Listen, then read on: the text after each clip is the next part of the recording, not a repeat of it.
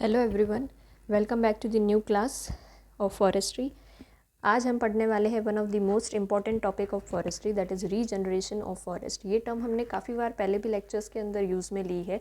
आज हम इसका डिटेल स्टडी करेंगे। आज के लेक्चर में हम जस्ट रीजनरेशन ऑफ फॉरेस्ट का ओवरव्यू लेंगे कि लिटरली ये होता क्या है। उसके बाद में हम इसको डिटेल के अंदर पढ़ेंगे। सबसे फर्स्ट हम ये देखेंगे कि रीजनरेशन से आप क्या समझते हैं। क्वेश्चन डायरेक्ट यही पुटअप होता है कि what do you understand by the term regeneration. So इसकी डेफिनेशन के अंदर आप लिखेंगे, it is defined as a process by which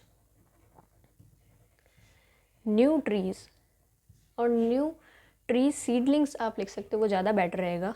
new trees seedlings become established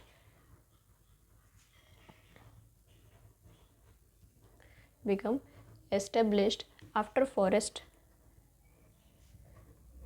forest trees have been died from fire, disease, etcetera. मतलब regeneration को आप ऐसे define करते हो कि ये वो प्रोसेस है जिसके अंदर हम न्यू ट्रीज़ का कल्टीवेशन करते हैं, उनको ग्रो करते हैं। किन ट्रीज़ का?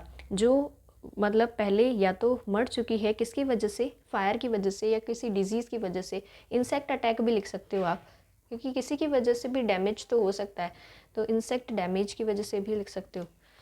ठीक है, तो प्रोसेस है रीजनरेशन जिसके अंदर हम न्यू सीडलिंग्स का एस्टेब्लिशमेंट करते हैं फॉरेस्ट के अंदर। ठीक है, उन ट्रीज़ का जो कि पहले मर चुकी है फायर, किसी डिजीज़, किसी डिज़ास्टर या फिर इंसेक्ट के अटैक से। ठीक है, तो उसको हम बोलेंगे रीजनरेशन। ये जनरली 2 मेन टाइप्स से होता है। रीजनरेशन के आप टाइप्स लिख सकते हो फ्लो चार्ट के फॉर्म के अंदर। First is natural and second is artificial. 2 main classification करेंगे हम रीजनरेशन ऑफ फॉरेस्ट के अंदर। First is natural and second is artificial. So natural term से ही हमें पता चल रहा है कि by nature regeneration of forest हम करेंगे बाय नेचुरल प्रोसेसेस। ठीक है, जिसके अंदर नेचुरल प्रोसेसेस के अंदर आपके कौन कौन से आ सकते हैं?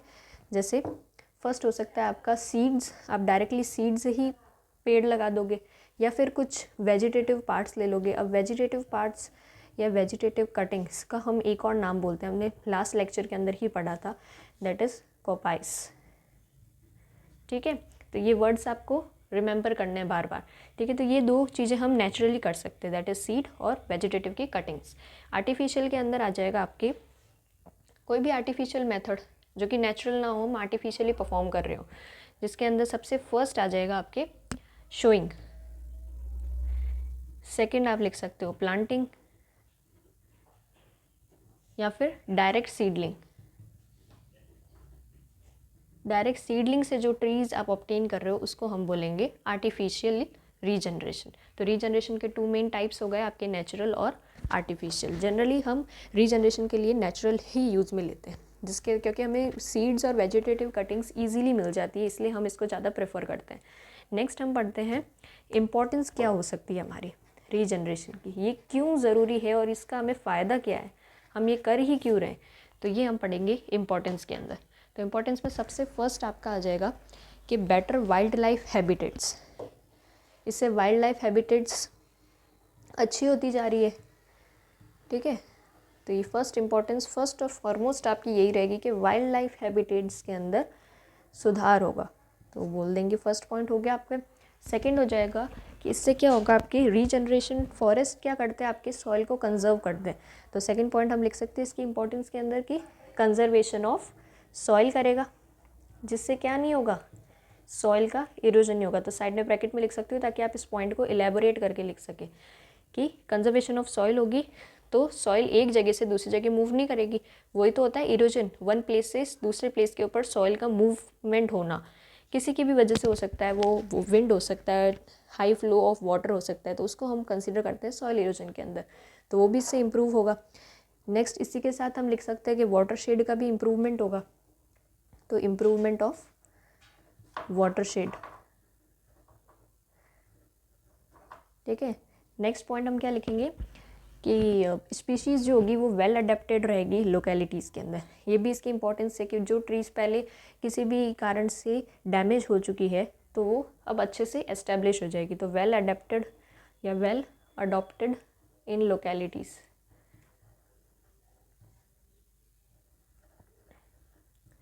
ठीक है, फिर आप कह सकते हो कि मल्टीपर्पज़ ट्रीज़ जो है, हमने पहले भी लेक्चर्स के अंदर इसके बारे में पढ़ा है कि MTPs क्या होता है, मल्टीपर्पज़ ट्री स्पीशीज़। वो भी क्या होगी यहाँ पे अच्छे से ग्रो कर सकते हैं हम। तो मैं लिख रही हूँ M multipurpose trees. Multipurpose trees MPTs can be grown naturally.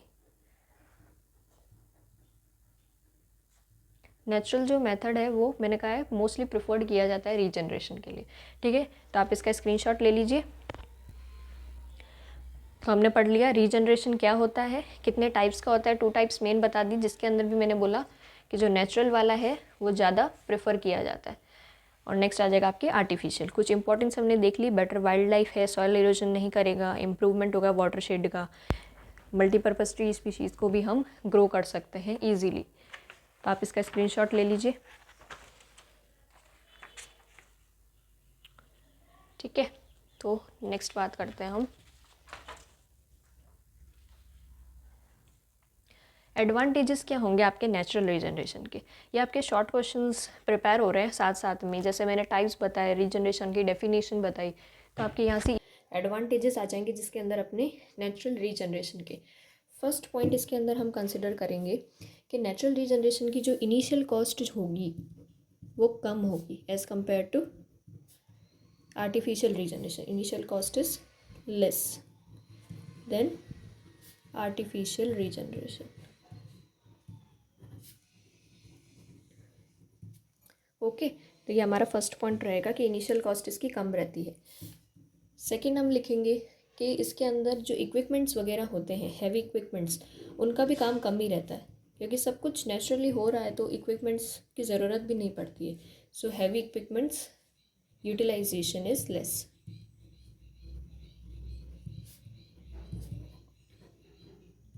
साथ ही साथ में सारी चीज़ें जब नेचुरली हो रही है तो लेबर कॉस्ट भी हमारी बचेगी। Labour is not required. Labour generally required नहीं होता है, बट कुछ केसेस के अंदर हम कह सकते हैं कि कहीं कहीं पे ज़रूरत पड़ती है, पर स्किल्ड लेबर हम नहीं बोलेंगे, ज़्यादा स्किल की ज़रूरत नहीं रहती उसके अंदर। ठीक है, स्किल्ड की ज़रूरत नहीं रहेगी, पर नॉर्मली तो हम लेबर को प्रेफर करते हैं आर्टिफिशियल रीजनरेशन के अंदर। ठीक है, उसके बाद में हम बोलेंगे कि जो भी डिजीज़ वगैरह की चांसेस है वो भी इसके अंदर कम हो जाती है। So chances of diseases is also less.